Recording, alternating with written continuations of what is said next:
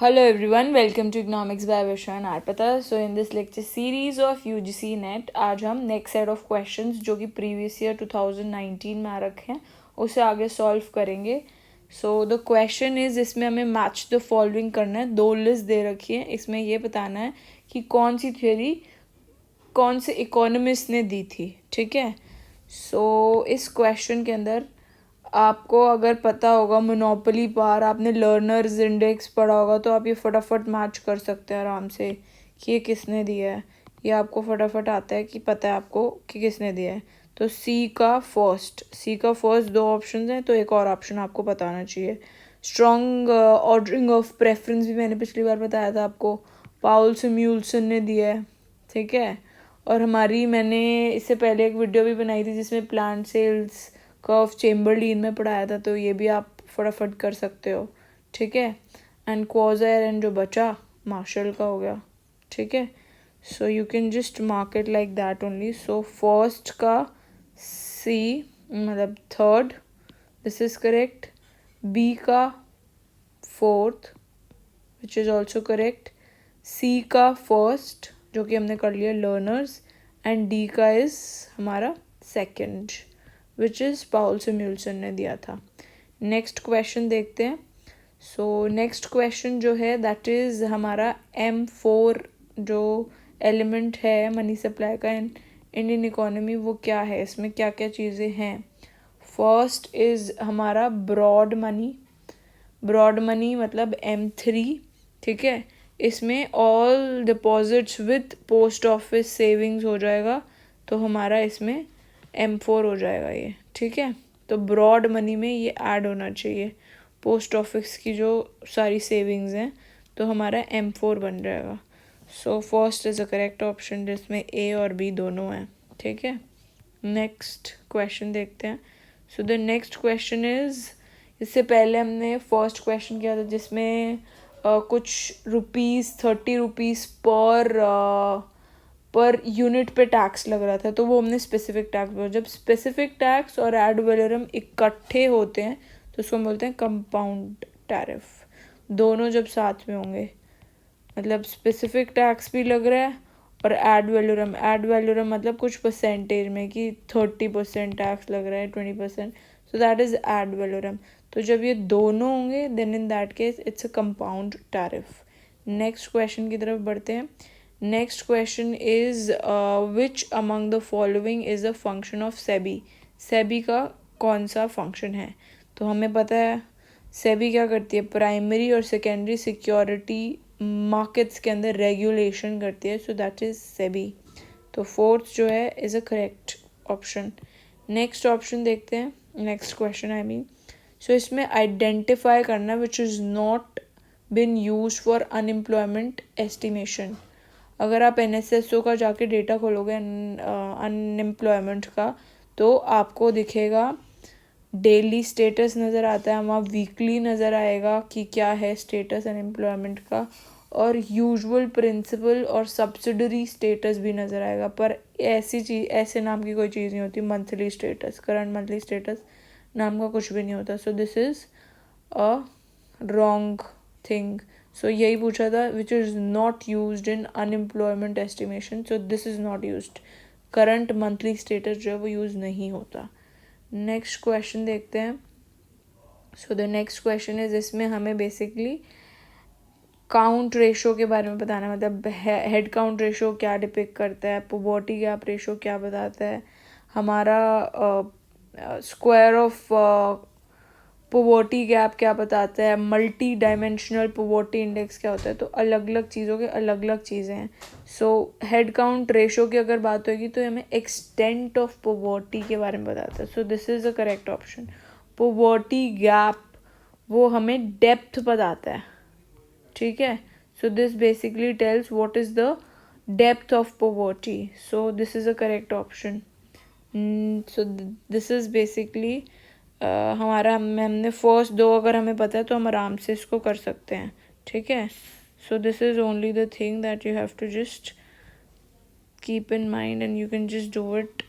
So this is head count ratio. Head count ratio क्या होता है, एक्सटेंट ऑफ पॉवर्टी के बारे में बताता है. ये सही है. और ये भी सही है, ठीक है। पोवर्टी गैप अभी बताया मैंने, डेप्थ ऑफ पोवर्टी के बारे में बताता है, ये भी सही है, ये गलत है। So this is the correct option C. अब square of poverty that means severity कितनी है पोवर्टी के बारे में वो बताता है।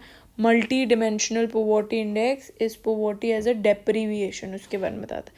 So this is very easy question, और इसका एक न्यूमेरिकल भी है जो कि मैं I just upload in few days, so that also you can see कि हेड काउंट रेशो कैसे निकलता है, पोवर्टी गैप कैसे निकलता है, स्क्वायर ऑफ पोवर्टी गैप कैसे निकलता है, इसका क्वेश्चन आ रखा है। So that also I do on my channel and then you can just probably note it, ठीक है। नेक्स्ट क्वेश्चन देखते हैं।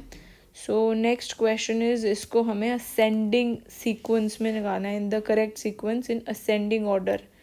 सो असेंडिंग ऑर्डर हमें पता है सबसे ज़्यादा कौन सा होता है, SLR, जिसका ज़्यादातर रेट 19, 20, 28 ऐसे करके रहता है, ठीक है।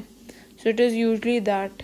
तो इसमें reverse repo rate, reverse repo rate सबसे ज़्यादा होता है, रेपो रेट उससे असेंडिंग ऑर्डर है, रिवर्स रेपो रेट सबसे कम होता है, रेपो रेट उससे ज़्यादा, फिर मार्जिनल स्टैंडिंग फैसिलिटी रेट उससे ज़्यादा, SLR सबसे ज़्यादा होता है। सो अगर आपको इसका करंट नोट करना है, I just open so that you can also note कि इसके करंट रेट्स क्या हैं, SLR का रेट क्या है एंड हमारा और रेट्स क्या क्या हैं। You will just also note that, इसको माइंड में रख लेना if you are just preparing. अगर आप तैयारी कर रहे हो तो करंट रेट्स का कई बार क्वेश्चन आ जाता है करंट से related, so you should know it, ठीक है। तो SLR जो है उसका रेट देख लेते हैं क्या है करंट का। SLR जो है हमारा, जस्ट अ सेकेंड, या SLR जो है इस बार इट इज़ 18.50। तो ये तो होना ही था, मतलब अभी थोड़ा रिसेशन टाइम भी चल रहा है और कोरोना आ गया, तो वैसे मैंने आपको बताया 19, 20 ऐसे ही चलता है। तो अभी का आप करंट नोट कर लो, व्हाट इज़ SLR। SLR है आपका 18.50 जो है वो है हमारा SLR, ठीक है। It is 18.50। और हमारा CRR भी नोट कर सकते हो आप। CRR जो है दैट इज़ 3%, मतलब वो बहुत ही कम है। और हमारा रेपो रेट जो है, रेपो रेट है हमारा 4%, ये 4% है। रिवर्स रेपो रेट और कम, सबसे कम बताइए आपको, 3.35% जो है वो हमारा रेपो रेट है। Reverse repo rate 4%। Marginal standing facility जो है रेट, उसका ऑल्सो वील सी। MSFR जो रेट है वो भी also you can note it down कि क्या है। तो इसकी एग्जैक्ट फिगर आप वैसे खुद ही गूगल सर्च कर लेना, you will also get it. Marginal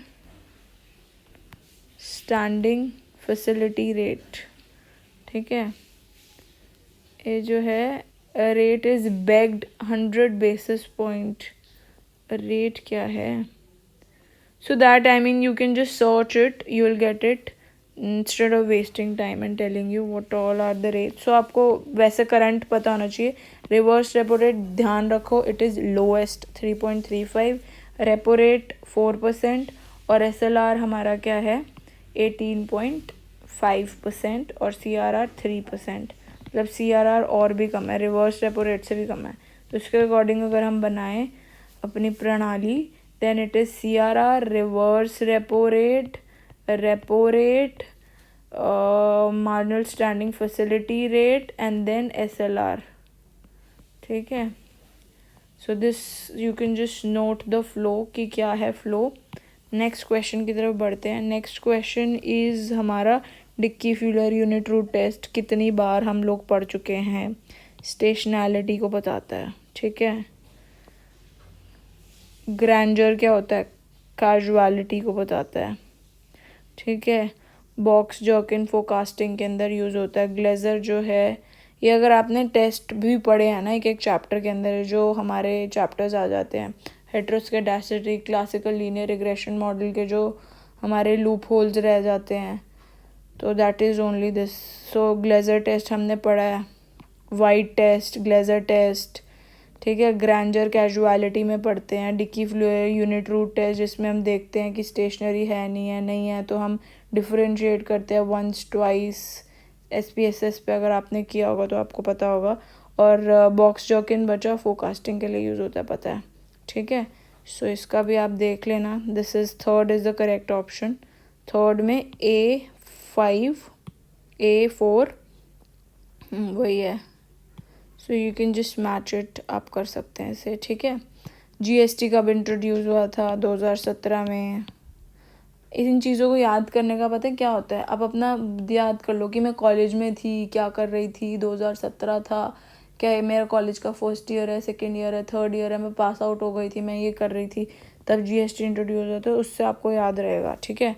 सो उस टाइम आप क्या कर रहे थे तो आपको उससे याद रहेगा कि हाँ जुलाई में ये था and I was doing this, ठीक है. सो उससे आप याद रख सकते हो. 1 जुलाई 2017 में हमारा GST वॉज इंट्रोड्यूस्ड. अब हम बात करते हैं एजर्शन और रीज़न की. तो एजर्शन के बाद जब भी दूसरा सेंटेंस हो बीच में कनेक्टिंग जो है बिकॉज लगा दिया करो.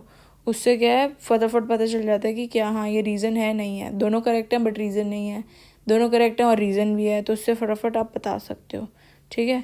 सो डिस्गाइज्ड अनएम्प्लॉयमेंट तो पता ही है आपको. मैंने इसका मतलब मार्जिनल प्रोडक्टिविटी वैल्यू जो है वो काफ़ी कुछ उसमें पता है आपको.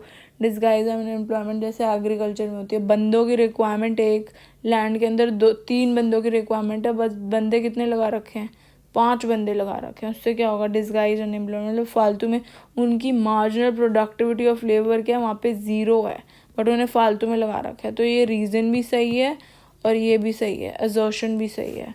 तो यही बता रखा है disguise unemployment is present in India because agriculture की प्रोडक्टिविटी एट मार्जिन इज़ 0. तो मतलब A और B दोनों सही है बट रीज़न जो है वो भी करेक्ट है, एक्सप्लेनेशन ऑफ A, ठीक है. सो दिस इज़ करेक्ट, ये आप नोट कर लीजिएगा. नेक्स्ट क्वेश्चन की तरफ बढ़ते हैं. सो दिस इज़ हमारा कोर्स थ्योरम जिसमें हम यूजली पढ़ते नहीं थे कि एक ऊपर हमारी इंडस्ट्री और नीचे एक फिशरमैन है. तो इसमें इसका जो कचरा है जाता है तो इस नदी में जाता है कचरा. तो ये जो इंडिविजुअल है जो कि फ़िश कैचर है वो मतलब उसकी फ़िश जो है वो पॉइजनस हो जाती हैं या पोल्यूशन क्रिएट करते हैं. तो ये इसको कितना कॉम्पनसेट करना चाहिए इसको कितना कॉम्पनसेट करना चाहिए पोल्यूशन क्रिएट करने का, और उसको वो करने का क्या करना चाहिए. तो ये हम बेसिकली कोर्स थ्योरम में पढ़ते हैं. तो आप मेरी एक स्पेशल वीडियो भी बनी हुई है इस पूरे कॉन्सेप्ट के ऊपर. You can just go and watch it. आपको उसका पता चल जाएगा कि बेसिकली है क्या इसके अंदर, ठीक है. सो इसमें बेसिकली पार्टीज जो डिस्प्यूट करती हैं over the property right will be able to negotiate an economically optimal solution, ठीक है. There is efficient competitive market and there is no, और जब कोई ट्रांजैक्शन कॉस्ट नहीं है तो एक एफिशिएंट और कंपेटिटिव मार्केट्स में जो है ये होता है. सो ये दोनों जो है करेक्ट हैं. A जो है वो करेक्ट है और R जो है रीज़न भी इसको करेक्टली एक्सप्लेन कर पा रही है, ठीक है. So this is the correct answer, that is first. Next question देखते हैं. नेक्स्ट क्वेश्चन इज़ हमारा क्या है, इसमें हमें क्रोनोलॉजिकल ऑर्डर में बताना. तो ये तो हम पहले पढ़ा भी था. सबसे पहले कौन सा है? B. ये क्योंकि क्लासिकल इकोनॉमिस्ट है, फिशर थियरी, और ये सबसे लास्ट का बंदा आया था जो हमने बुक्स में पढ़ा भी हुआ है. जॉर्गेनसन जो थियरी थी इन्वेस्टमेंट की सबसे लास्ट में होती है. तो इससे पता चल जाएगा. ये दो अगर पहला वाला भी आता है क्योंकि क्लासिकल इकोनॉमिस्ट है, सबसे पहले फिशर आया था, उसी से आप गैस लगा लिया अगर आपने फिशर का, तो आपका ये पूरी क्रोनोलॉजी अपने आप ठीक हो जाएगी. और ओके याद नहीं भी है नाम, तो अगर आपको क्लासिकल इकोनॉमिस्ट पता है फिशर था तो उससे आपको फटाफट क्रोनोलॉजी हो जाएगी, ठीक है. नेक्स्ट क्वेश्चन देखते हैं अपना. Next question is which is not an example of market failure. का कौन सा एग्जाम्पल नहीं है? हम एक्सटर्नैलिटीज़ भी पढ़ते हैं, एसिमेट्रिक इन्फॉर्मेशन ये भी पढ़ते हैं, ये नहीं पढ़ते. इकोनॉमीज़ ऑफ स्केल तो बेसिकली ये होता है कि एवरेज वेरिएबल कॉस्ट या एवरेज कॉस्ट जो है वो कम होती जा रही है जैसे जैसे क्वांटिटी जो है वो बढ़ती जा रही है. So that is that. But ये मार्केट फेलियर में तो ऐसा कुछ नहीं होता। मार्केट फेलियर में हमने बेसिकली क्या पढ़ा था, adverse selection, moral hazard, externality, जिसकी वजह से मार्केट कहीं ना कहीं फेल कर जाती है। जैसे एक्सटर्नैलिटी, पॉजिटिव एक्सटर्नैलिटी भी हो सकती है, नेगेटिव भी हो सकती है, कंजम्पशन एक्सटर्नैलिटी भी हो सकती है, प्रोडक्शन एक्सटर्नैलिटी भी हो सकती है, कोई भी एक्सटर्नैलिटी हो सकती है। पॉजिटिव एक्सटर्नैलिटी जैसे मेरे घर के आगे एक गार्डन लगा हुआ है, उससे मुझे पॉजिटिव एक्सटर्नैलिटी मिलती है, मेरे को फ्रेश एयर मिलती है।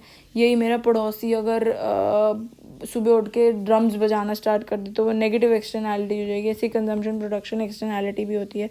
एसिमेट्रिक इन्फॉर्मेशन मतलब एक बंदे को ज़्यादा पता है, दूसरे को कम पता है। तो जैसे यूज्ड कार की मार्केट में, जैसे मार्केट ऑफ लेमन्स में जो बेचने वाला है उसको ज़्यादा इन्फॉर्मेशन है और जो ख़रीदने वाला है उसको इन्फॉर्मेशन है कम, तो उस केस में एसिमेट्रिक इन्फॉर्मेशन होती है। मॉरल हज़ार्ड और एसिमेट्रिक इन्फॉर्मेशन की मेरी अलग से वीडियो बनी हुई है। मोनोपोलीज़ में भी हमने पढ़ा था, मोनोपोली में भी मार्केट फेलियर होता है क्योंकि कंपेटिटिव नहीं होता, क्योंकि वो एक्सट्रीम प्राइस भी चार्ज कर देते हैं किसी प्रोडक्ट का just to increase the profit margins. तो टोटल रेवेन्यू को बढ़ाने के लिए मतलब सुपर नॉर्मल प्रॉफिट्स लाने के लिए वो प्राइजेस को कुछ ज़्यादा बढ़ा देते हैं, क्वांटिटी को कम कर देते हैं। तो दैट इज़ तब भी मार्केट फेल होती है। ठीक है, सो कौन सा नहीं है, इकोनॉमीज ऑफ स्केल जो है एग्जाम्पल नहीं है। ठीक है, नेक्स्ट क्वेश्चन देखते हैं। Next question, who among the following is not associated with theory of, इससे एसोसिएटेड नहीं है। माल्थस तो सीधा देखते ही पता चल रहा है कि नहीं है एसोसिएटेड। कैनन का तो हमने पढ़ा हुआ है कि हाँ है, ये तो बिल्कुल भी नहीं है, इसको देखते ही पता चल जाएगा आपको कि नहीं है। Malthus is not associated with optimal theory of population. ठीक है, अब नेक्स्ट क्वेश्चन देख लेते हैं। नेक्स्ट क्वेश्चन इज़ हमारा, जिसमें हमें के दे रखे और मुझे क्या निकालना है, वैल्यू ऑफ इनकम मल्टीप्लायर निकालना है। ठीक है, सो आप इसमें अगर वैल्यू एमपीसी पता ही है आपको, एमपीसी देख लो कि कौन सी है कौन सी नहीं है। एमपीसी जो है 0.5 है, यहाँ पे 0.8 है, 0.75 है, 0.4 है। इसमें आप 1/1 मल्टीप्लायर कैसे निकालते हैं, 1/1 माइनस एमपीसी करोगे तो जिसमें 4 आएगा वहाँ पर हमारा आंसर जो होगा वो करेक्ट होगा।